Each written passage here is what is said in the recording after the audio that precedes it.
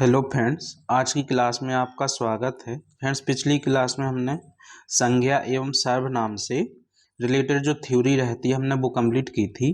इसके पश्चात आज की क्लास में फ्रेंड्स हम जो प्रीवियस क्वेश्चन है एसएससी जीडी एग्जाम के लिए बहुत ही इम्पोर्टेंट है वो हम इसकी प्रैक्टिस करवा रहे हैं।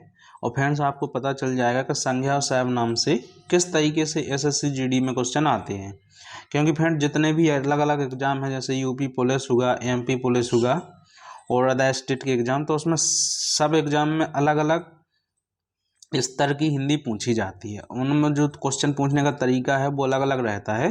तो एसएससी जीडी में भी आप समझेंगे कि किस तरीके से इस टॉपिक से क्वेश्चन आते हैं।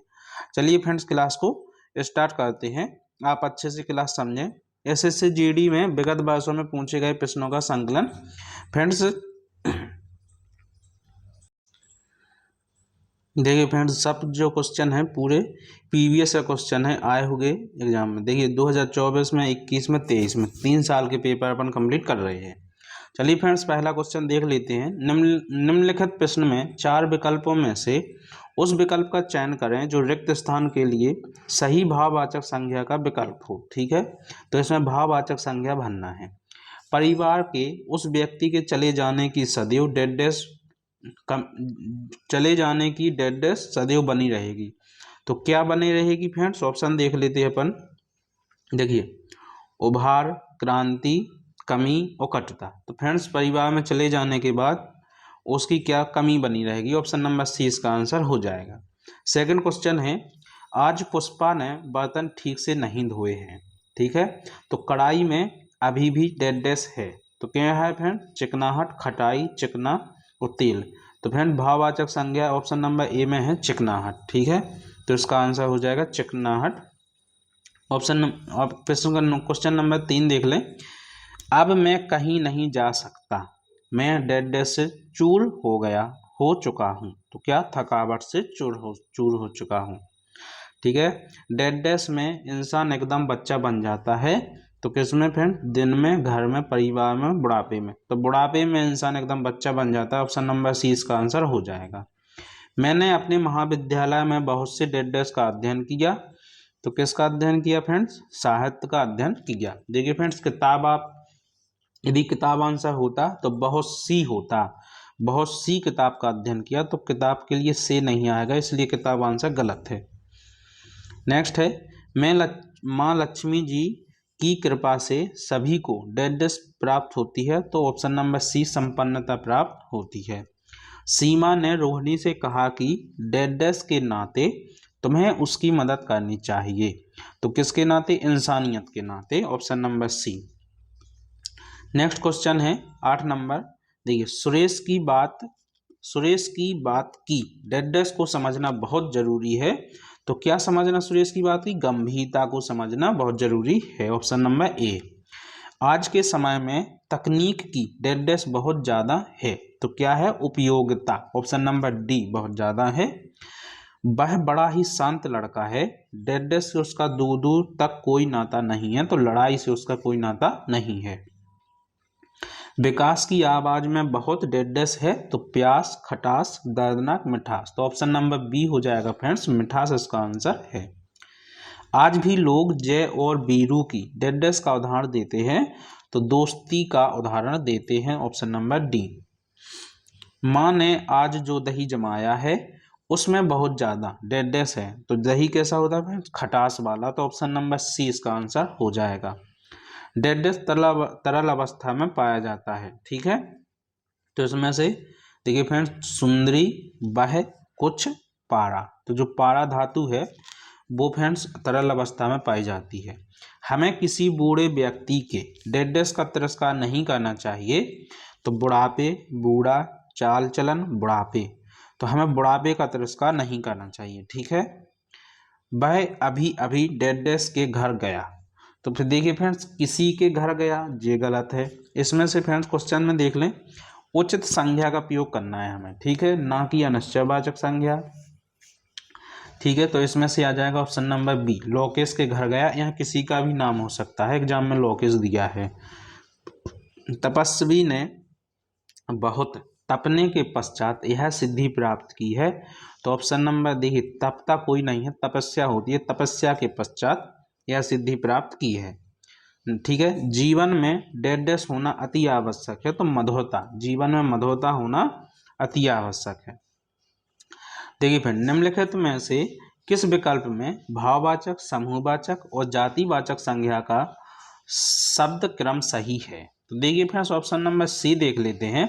देखिए, भाववाचक है दासत्व और समूहवाचक है घोंद और जातिवाचक है जुलाहा। ठीक है, तो ऑप्शन नंबर इसका सी आंसर हो जाएगा। देखिए, जो चांदी है वो है द्रववाचक संज्ञा, कावेरी है ये संज्ञा है, ये मकान है जो ये भी संज्ञा है, ये है समूहवाचक संज्ञा। तो ऑप्शन नंबर जो क्रम से दिया है ऑप्शन नंबर सी इसका आंसर है। 20 नंबर, घर में घी पीसा गया।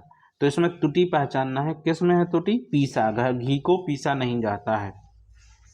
कौन सा शब्द भाववाचक संज्ञा नहीं है। तो भाववाचक संज्ञा फ्रेंड्स सज्जन नहीं है। ठीक है, आलस्य भाववाचक है, समृद्धि और लघुता ये सब भाववाचक संज्ञा है।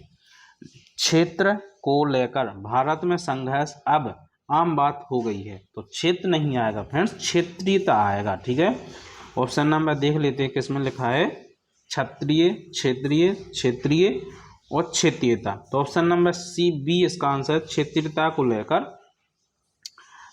को लेकर भारत में संघर्ष अभी भी कायम है। ऑप्शन 23 क्वेश्चन नंबर देख लेते हैं। डॉक्टर को डैश का परीक्षण करता है। तो डॉक्टर किसका परीक्षण करता है फ्रेंड्स, देखिए रोगी का परीक्षण करता है, ऑप्शन नंबर ए।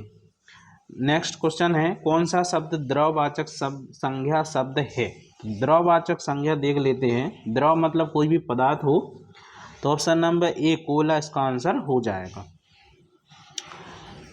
एक वाक्य प्रश्नवाचक सर्वनाम से संबंधित नहीं है। तो देखिए फ्रेंड्स, प्रश्नवाचक सर्वनाम से संबंधित नहीं है, ऑप्शन में है नहीं है। ठीक है, क्वेश्चन में नहीं है पूछा है, इसका मतलब है कि कोई एक ऐसा सेंटेंस होगा जिसमें से प्रश्नवाचक सर्वनाम यूज नहीं हुआ है। तो यह मूर्खता किसने की, तो इसमें प्रश्नवाचक हुआ है। किसी ने जोर से चित्कार की, तो इसमें कोई प्रश्नवाचक चिन्ह नहीं है, इसका आंसर ये हो जाएगा। संचार का संचालन और नियमन कौन करता है, इसमें ये कौन है।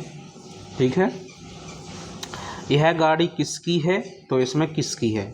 तो ऑप्शन नंबर अपना बी आंसर हो जाएगा। नेक्स्ट क्वेश्चन है, निम्नलिखित में से कौन सा एक वाक्य संबंध वाचक सर्वनाम का उदाहरण नहीं है। तो संबंध वाचक सर्वनाम का फ्रेंड्स उदाहरण देख लेते हैं। संबंध बताएगा, पहला है, जो व्यक्ति आपत्ति में विचलित नहीं होता वह अवश्य अपनी मंजिल पाता है।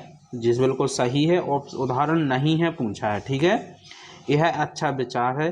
तो ऑप्शन नंबर बी इसका फ्रेंड्स आंसर हो जाएगा, इसमें कोई भी संबंध सूचक सर्वनाम नहीं है। नेक्स्ट है, जो दूसरों के लिए गड्ढा खोदता है वह स्वयं उसमें गिरता है। तो संबंध जो है वह हमें बताया जा रहा है, जिसे चोट लगती है वही पी समझता है। तो ऑप्शन नंबर बी इसका आंसर हो जाएगा। नेक्स्ट 26 नंबर का, निम्नलिखित में से किस विकल्प में सर्वनाम शब्द त्रुटिपूर्ण है। तो तुम तो बहुत व्यस्त हो, और ठीक है, उसने अपने माली को काम से निकाल दिया, हमारे से अब यह सब नहीं होता, आप लोग बहुत बड़े आदमी हैं। तो फ्रेंड्स, हमारे से, तुम्हारे से, तुमको, मुझको, इस तरीके से सर्वनाम हिंदी व्याकरण में यूज नहीं होते हैं। हमने आपको उसमें जब थ्योरी करवाई थी तब भी बताया था। तो ऑप्शन नंबर सी इसका आंसर हो गया।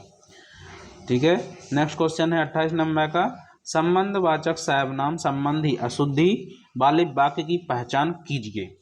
तो क्या है फ्रेंड्स, संबंधवाचक सर्वनाम की अशुद्धि वाले वाक्य। ठीक है, तो यह वही आदमी है जिसका पुत्र परीक्षा में अव्वल आया है, जो मेहनत करते हैं वे सफल होते हैं। यह वही फिल्म है जिसे तुम देखना चाहते हो।